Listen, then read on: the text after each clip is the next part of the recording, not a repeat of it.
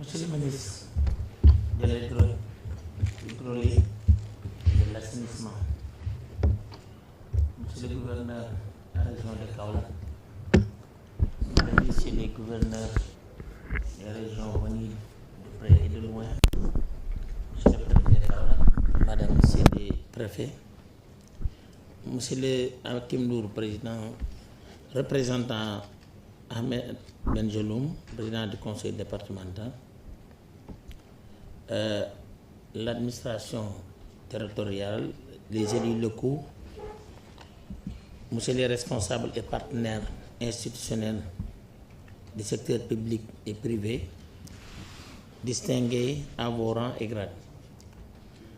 Mesdames et messieurs, c'est avec un grand honneur que je vous souhaite la bienvenue dans notre belle ville de Kaolack, que vous avez choisi comme cadre de ces concertations importantes sur l'hydraulique et l'assainissement, qui sont au cœur des enjeux et défis de développement de notre région et de notre pays. Je peux parler au nom des maires. C'est vrai que l'événement se passe à Kaolack, mais heureusement aussi, ici c'est Kaoun, le maire de Kaoun, je ne sais pas est-ce qu'il est là, mais je parle à mon nom parce que c'est ma sœur Fatou Sène. Nous vous transmettrons aussi nos remerciements au président de la République, Bassirou Diomaye Diakhar Faye, qui avait souhaité d'être là, mais compte tenu, comme vous le savez, des charges de travail, ce qu'il a fait en nous adressant un message, ça nous touche vraiment au cœur. Et de remercier le Premier ministre Ousmane Sonko et l'ensemble du gouvernement et vous-même dans l'efficacité que vous avez fait juste après les élections de penser à nous, et remercier aussi l'administration territoriale de l'efficacité et transparence qu'ils ont montré pour l'organisation des élections, et féliciter l'ensemble des partis politiques et la population qui sont allés voter dans la calme. Monsieur le ministre, je tiens à exprimer toute notre gratitude pour avoir donné suite à nos nombreuses sollicitations, notamment durant la période hivernale, même par téléphone, par SMS, par WhatsApp. Cette écoute attentive à ce soutien constant a permis de réaliser des avancées concrètes et des résultats positifs pour notre commune. Nous nous félicitons de cette collaboration efficace, particulièrement avec l'armée et génie militaire, qui ont été des partenaires précieux dans le développement en œuvre des solutions durables pour notre environnement. Le choix de Kaolack pour organiser ces concertations est tout à fait justifié par plusieurs raisons.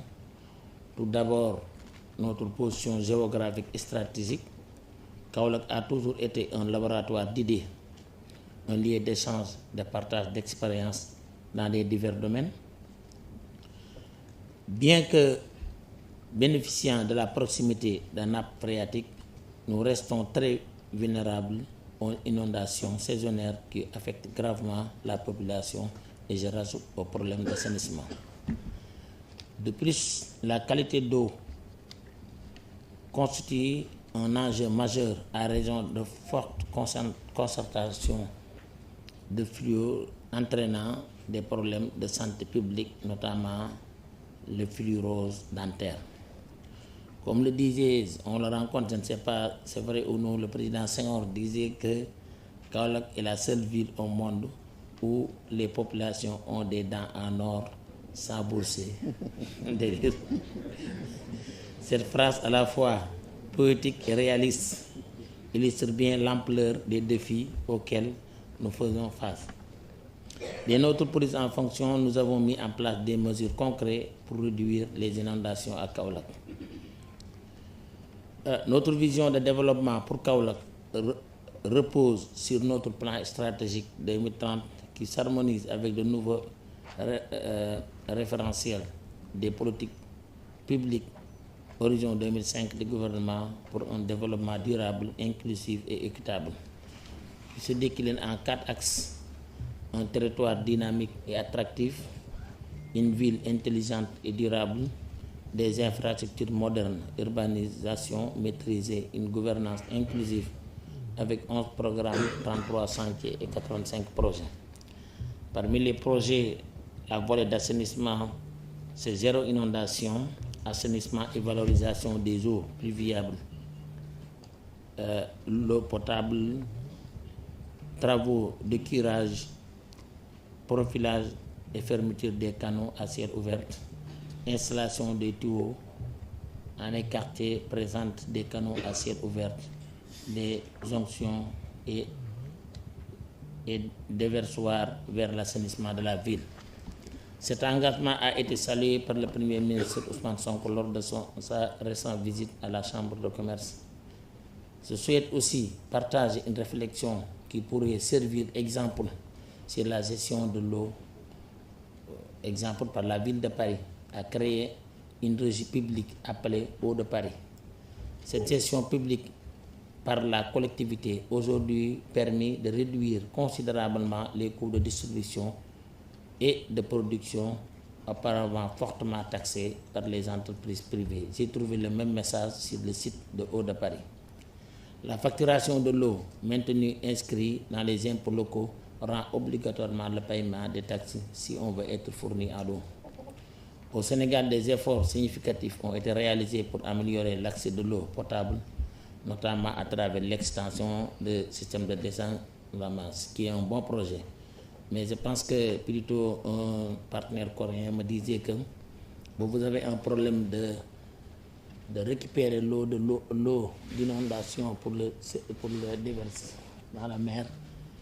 Et maintenant, vous voulez reprendre l'eau de la mer pour le dessaler. Est-ce que ce n'est pas plus facile de ne pas l'envoyer et de le traiter, hein?